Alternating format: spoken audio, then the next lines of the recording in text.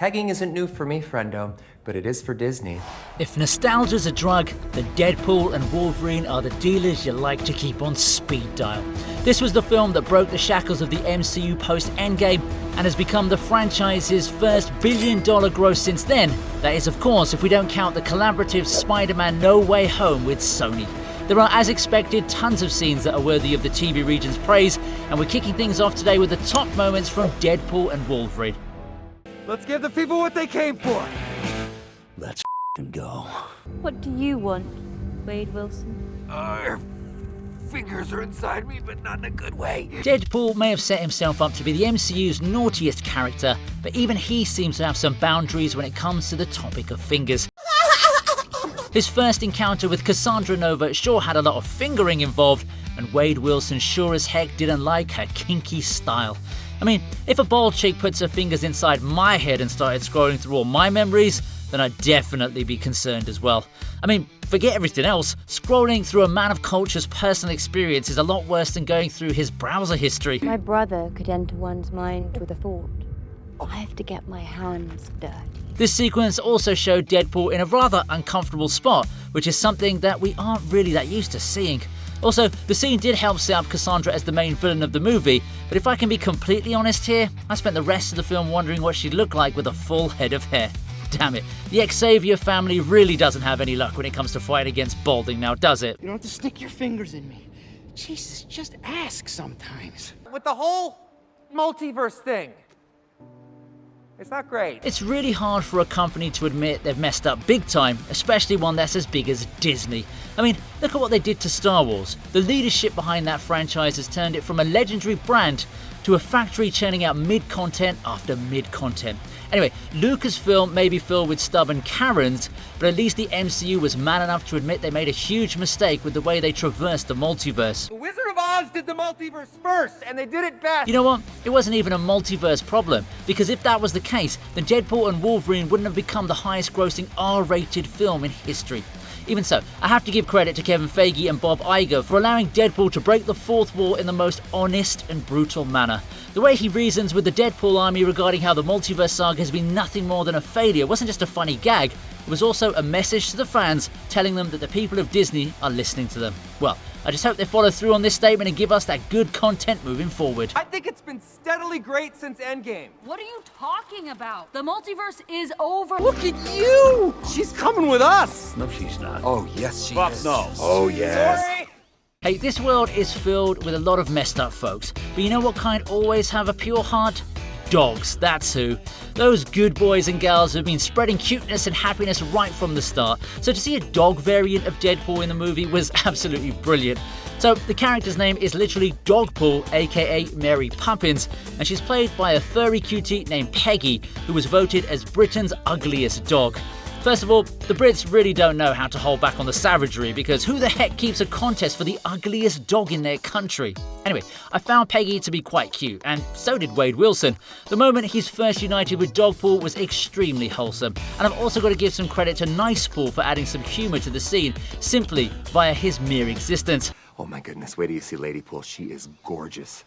She just had a baby too, and can't even tell. Man, I really can't believe we've gone so long without a Deadpool movie. This is the kind of stuff that the audiences love to watch. Guess you've already met Mary Poppins, aka Dogpool. Careful where you put your hand. She's 90% G-spot, and she'll let you know it.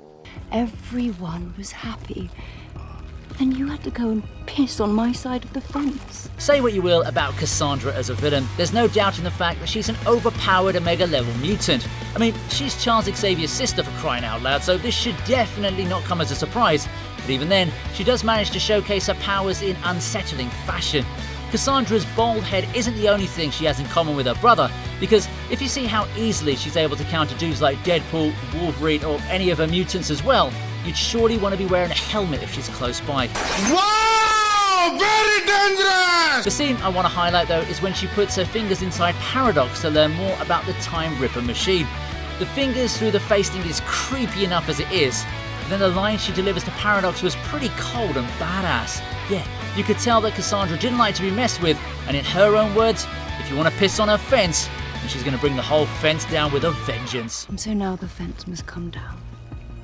I'm going to use your little Time Ripper and I'm going to destroy this universe. That's Wolverine. You're damn straight it is.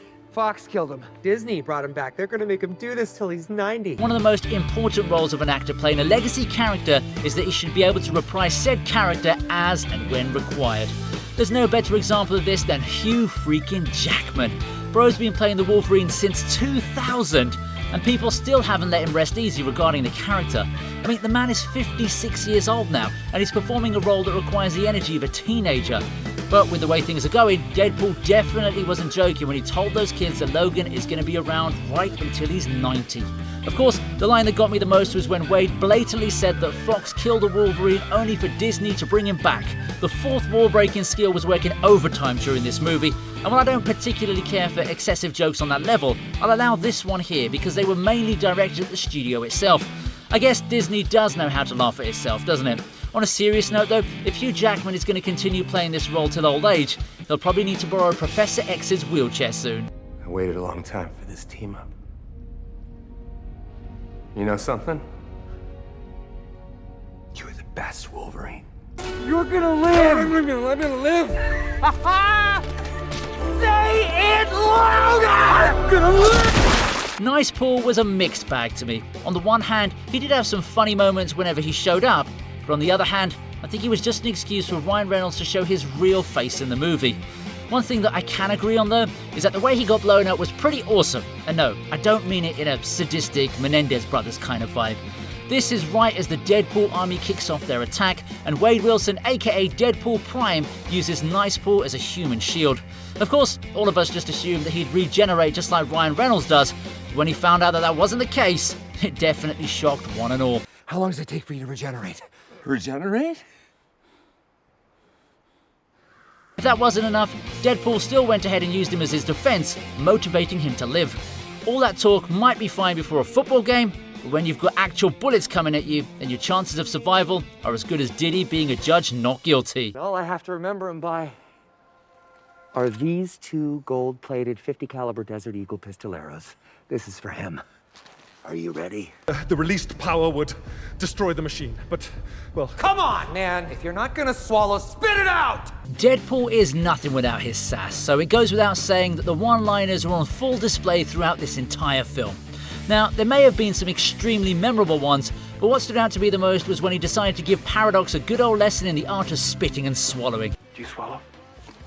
Well, there was an actual motive behind this session because Logan and Wade needed to find out how to stop the Time Ripper machine, but Paradox was being a useless prick, so the truth had to be forced out of him the hard way. That wasn't meant to be a pun, but the concept still applies to what Deadpool told him after. Man, who writes these scripts? I know Ryan Reynolds is credited as a writer for this film, but I'm pretty sure that's because of all of his improv. Having said that, it's quite possible that he came up with this himself in the middle of the scene. What's more amazing though, is how Hugh Jackman is able to keep a straight face throughout all of this. Whoever formed the bridge would be annihilated. I could live with that. Yeah, I can live with that too, actually. You know, we survive anything. We're like cockroaches. I was not expecting to see you here. Thought you were, you know, retired. Retarded. Retired. Wesley Snipes has built a legacy simply from the Blade franchise, and just like he says in the movie, there will only be one true Blade. Plus, I don't think the new one with Mahershala Ali is ever going to see the light of day at this point. One interesting aspect to note though is that Snipes didn't get along too well with Ryan Reynolds while filming Blade Trinity. That hostility has been known for a very long time, so it's nice to see the both of them engaging in some of that good old banter in this film. The best part is when they acknowledge their differences from the past when Blade tells Deadpool he doesn't like him, and he responds by saying he never liked him right from the start. I don't like you. You never did. It says a lot about how far along both of them have come since 20 years ago, and of course, who doesn't like to see previously inaccessible characters in an MCU film? See, this is how they should have done the whole multiverse thing right from the start. I still can't believe Disney had to go through so many flops just to understand this one basic thing. All right, us, plus you guys, we can put Cassandra over our knee and force her to let us out of the void. I am the Messiah. I am Marvel Jesus. If you're a religious type, there's always that one figure you look up to in times of distress. In the MCU, that figure apparently happens to be Deadpool, who dares to call himself Marvel Jesus quite blatantly, not just in the movie, but also in the trailers. I'm Marvel Jesus, you dull creature, and I will not. It was a really funny moment when we heard it the first time because we all know that Deadpool and Jesus have probably as much in common with each other as Taylor Swift and the environment. Sorry Ryan, I know she's your bestie, but I can't ignore facts now, can I? Anyway, Wade Wilson calling himself the MCU's Lord and Savior was a nice little gag, and I want to shout out the other time he says it as well to Wolverine right before he goes ahead for the final act. I'm obviously not going to talk about that right now because we have a whole 16 other entries to cover. Why are you doing this? Because I'm Marvel Jesus. Or Spock. Hard to say.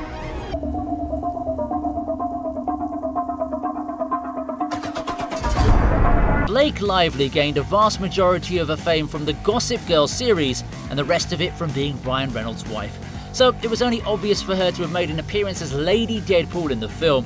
I mean, Wade literally talks about getting hardened whenever he watches Gossip Girl, so we had to see that one coming, didn't we? There are 206 bones in the human body. 207 if I'm watching Gossip Girl. She was in the trailer too, so the only thing that was missing was probably watching Lady Deadpool take off her mask. Having said that, I think keeping the mystery was good from a storytelling perspective, because if Blake did show her face, I'm pretty sure there would have been a few marital discussions happening, and Wolverine definitely wouldn't have wanted a part of that now, would he? I also like how she was kind of like the de facto leader of all the other Deadpools, because she is the Prime version's wife. Not sure about her ponytail though, that's more Ariana Grande's department. Uzi time, baby. Uzi time, baby. Look alive! You know, from behind you look a little bit like Henry. Oh my The Cavalrine. The legends are true. Henry Cavill may have been wronged horribly by James Gunn in the DC universe, but the man has a lot to look forward to. He's starring in the Warhammer RPG adaptation, the Highlander reboot, and he's probably got the most out-of-pocket appearance in Deadpool and Wolverine. Nobody was expecting to see Superman in the MCU, but they sure as heck weren't complaining about it either, because it was one of the most pleasant surprises we could have hoped for. Cavill has a similar physique to Hugh Jackman, minus the age gap, so we obviously thought it was just a bike aficionado version of Logan, but bro had the iconic hairstyle as well. However, our man made himself a lot more cavalier when he told Deadpool he was leaving and doubled down on his statement with a punch to the gut. It was a short appearance, but a highly impactful one. Man, they really pulled out all the stops here. Disney knew they just had to make a bang with this movie. You were just leaving. No, sir. Not while the fate of my universe is at You look like the superhero version of Hawkeye. The name's Remy Labo. Du Diable Blanc. Speaking of impactful cameos, this one gets a place higher than Henry because it's got 4 characters we're all happy to see. There's Jennifer Garner's Elektra. So just to refresh, you are Wonder... Elektra. Elektra, yes. Who could forget? Channing Tatum finally getting to play Gambit. They call me the Gambit. Do they? Are you sure you didn't just really want them to, but it never quite worked out? The forever iconic Blade by Wesley Snipes. And you! I was not expecting to see you here. Thought you were, retired. And finally, X-23, aka Laura, played by Daphne Keane. Holy shit. Logan, that's her. That's X-23. She's the one I told you about. Each and every one of these characters had justified appearances, especially Laura, who just had to be here after a role in Logan 7 years ago. I already mentioned the exchange between Blade and Deadpool, but I also want to point out the funny gag where Wade says sorry to Elektra about losing Daredevil, but she's fine with it because Jennifer Garner has been divorced from Ben Affleck for a while. Also, with the way things are going with his current wife Jennifer Lopez, I think the cigarette meme applies to him the most now. Maybe bro should just stay away from women named Jennifer, eh? But yeah, this was a pretty cool moment overall and serves as the perfect example of how to utilize your cameos.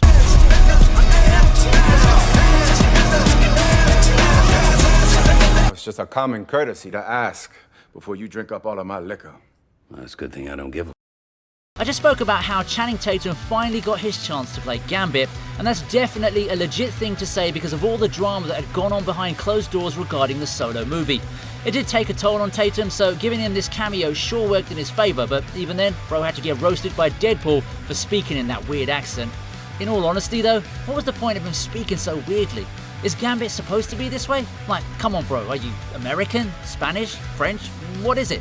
I don't even blade Wayne for asking Gambit if his dialect coaches were the minions from Despicable Me. It was a violation, but a necessary one nonetheless.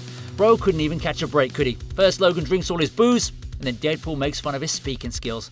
Maybe Tatum would have been better not playing this role after all. Gonna come off with I'm it. so sorry, beautiful. I want this to be gentle. Who is your dialect coach? The Minions? I'm already in the void. I'm not trying to get canceled again. I don't like you. You never did. You can try all you want, but there's no way you can cancel Ryan Reynolds. He's way too smart for that. Blade even tried to catch him lacking when he used the R word, even though Deadpool said retired. Look, I don't know if I should be censoring that word either, but then again, I gotta play it safe, so we'll just stick to euphemisms for now. My main focus anyway is on how Wade Wilson tactfully maneuvers the conversation into a joke by saying he's not gonna get cancelled after already making it to the void. He's well aware of how sensitive certain dozen people are to these things, and making fun of the whole cancel culture nonsense was the cherry on top of the cake here. You could also say that this was Wesley Snipes once again trying to make Ryan Reynolds get into trouble, but I'm just going to assume that both of them are chill now. And you! I was not expecting to see you here. Thought you were, retired. I know you. Holy shit. Oh man, this is a moment that's been in the making right since the first X-Men movie released in 2000.